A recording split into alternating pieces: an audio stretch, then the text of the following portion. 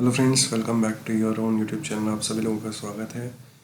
कल हमने बात की थी निफ्टी का जो सपोर्ट है वो 21,330 से लेके 300 का सपोर्ट बताया था कल की वीडियो में, अगर आपने देखा होगा। तो वहीं से आज इसने क्या किया है, नीचे आया। नीचे आने के बाद ये वापस ऊपर गया और इसने जो इसका फ्राइडे का हाई था 21,492 जो हमने कल डिस्कस किया था, इसको ब्रेक करेगा और न्यू हाई बनाएगा। इसने हाई तो बनाया 21,507 के आसपास, बट ज़्यादा पॉइंट्स नहीं दिए। और मैंने कल आपको एक लेवल भी दिया था यहाँ पे 21,500 से लेके 21,520 का जो जोन है, एक रेजिस्टेंस की तरह काम कर सकता है। और आज मार्केट ने वहीं से रेजिस्टेंस लेकर नीचे एक क्लोजिंग भी दी है।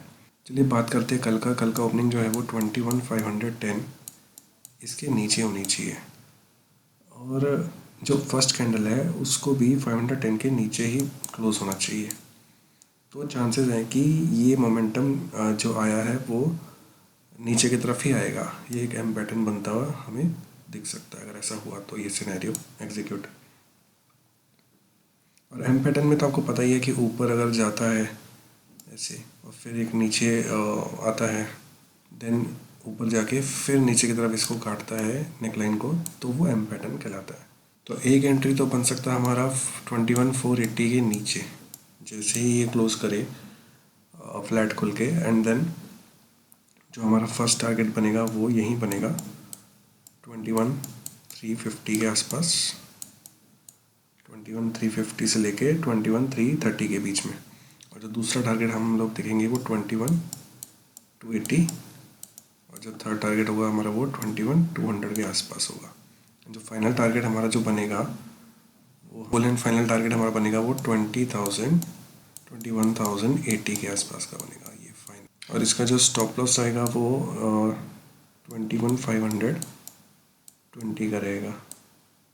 और अगर हम बात करें दूसरे सिनेरियो की, तो उस केस में क्या होगा, सेफ एंट्री जो लेना चाहते हैं वो 21,350 इसके नीचे। वही सेम टारगेट्स रहेंगे हमारे 21,280 के आसपास, देन 21,200 के आसपास, देन 20,080 के आसपास। अगर ये क्या करता है कल के दिन में, लेकिन अगर ये 510 के ऊपर कल निकल गया तो ये एम पैटर्न का जो ब्रेकआउट है, तो ये एम पैटर्न का जो चार्ट बना हुआ है ये फेल हो जाएगा, ये वैलिड नहीं होगा। दोस्तों मार्केट में क्या होता है कि बस हम एक प्रेडिक्शन कर सकते हैं कि हाँ ऐसा मूव आ सकता है, अब क्या होगा मार्केट में, अब वैसा हो सकता है। तो वो सब मार्केट के ऊपर डिपेंड करता है, ये ऊपर भी जा सकता है और ये नीचे भी जा सकता है। तो हम बस एक प्रोबेबिलिटी लेके चलते हैं। एक लेवल्स होते हैं, वो अगर ब्रेक होते हैं तो उसके हिसाब से मार्केट डिसाइड करता है कि उसको जाना कहाँ पे है। तो सपोर्ट लेवल मैंने आपको बता दिए। अब चलिए रेजिस्टेंस के बारे में आपको बताता हूँ। तो अगर निफ्टी यहाँ से रेजिस्टेंस के ऊपर निकलता है जो कि इसका ऑल टाइम हाई के ऊपर है, तो इसका जो पहला ही लेवल होगा वो 21,555 का होगा फर्स्ट टारगेट। और जो इसका दूसरा टारगेट रहेगा वो 21,580 के आसपास होगा, ये इसका दूसरा टारगेट। और जो इसका तीसरा टारगेट बनेगा फुल एंड फाइनल, वो बनेगा 21,625। तो जब ये इसको ब्रेक कर दे ऑल टाइम हाई को, देन ये तीन टारगेट्स के लिए हम प्ले कर सकते हैं।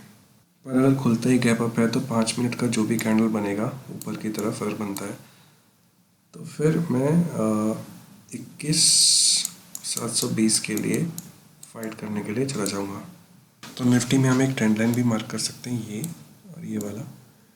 और अगर इसका ब्रेकडाउन होता है नीचे की तरफ, तो बिग वॉल्यूम के साथ होना चाहिए, जैसे ये रेड कैंडल बना है।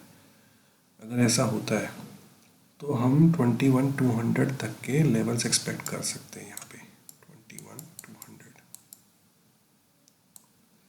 और अगर ऊपर की तरफ तोड़ता है तो फिर हम यहाँ पे 21,600, 21,555 यहाँ तक के लेवल एक्सपेक्ट कर सकते हैं। तो मार्केट जिधर भी ये ट्रेंड लाइन तोड़ दे उधर वॉल्यूम के साथ, तो फिर एक तगड़ा मोमेंटम आ सकता है। हाँ, यदि इसके बीच में घूमता रहे तो हमें कुछ भी नहीं करना है, बस टॉम एंड जेरी देखना है और वेट करना है लेवल के ब्रेक होने का या डाउन ब्रेक होने का। जिस तरफ भी ये मूव करेगा उसी तरफ हमें बिग मोमेंट मिलेगा। चलिए बात करते हैं बैंक निफ्टी की। तो कल मैंने आपको दो लेवल्स दिए थे, 47,850 और 47,950। तो जिस तरफ भी ये ब्रेक करे, मैंने बोला था कि 150 से 200 पॉइंट का मूव आएगा। तो देखते क्या हुआ आज। तो जैसे ही इसने ये ब्रेक किया 47,850 को, तो हमें इसने टारगेट दिया अपना 47,650 का, जो कि हमने कल एक लेवल दिया था आपको सपोर्ट का। वहीं से एक सपोर्ट लेकर ये ऊपर की तरफ गया, और ये दुष्ट बैंक निफ्टी ये बहुत ढीठ था, मतलब 48,000 के ऊपर तो गया हल्का सा, वहाँ से नीचे आ गया, तो ऊपर के टारगेट दिए ही नहीं। बैंक निफ्टी निकला दुष्ट और ढीठ, बना रहा 48,000 के ऊपर जाके नीचे है एकदम। तो बात करें अगर बैंक निफ्टी की, तो बैंक निफ्टी एक रेंज में स्टक होता हुआ दिख रहा है हमें। तो जैसे ही ये इस रेंज के बाहर निकलेगा ऊपर, तो एक बुलिश मूव एक्सपेक्ट कर सकते हैं, और अगर इसके नीचे निकलता है तो हम बिरिश मूव एक्सपेक्ट कर सकते हैं। अगर बैंक निफ्टी कल इसी रेंज में स्टक रहा तो हम इसको अवॉइड कर सकते हैं, क्योंकि प्रीमियम डीके से के अलावा और कुछ मिलने नहीं वाला है इसमें। वैसे जो कल के लिए रेंज निकल के आ रही है वो 47,650 से लेके 48,050 के बीच में निकल के आ रही है। और अगर हम लंबे टाइम पीरियड की रेंज निकालें तो 48,220 से लेके 47,500 की एक रेंज निकल के आ रही है। कल बैंक निफ्टी का एक्सपायरी है, बर्थडे बॉय है, तो यहाँ इन दोनों लाइन के बेनिफिट क्या लाएंगे वो मैं आपको बताता हूँ, वो मैं आपको समझाता हूँ। अगर ये 48,000 के ऊपर निकलता है कल, तो समझ जाना कि बुलिश होने का समय आ गया, और ये एक इंडिकेशन देगा हमें, जो कि हमें ले जाएगा फर्स्ट टारगेट के लिए 48,221 की तरफ।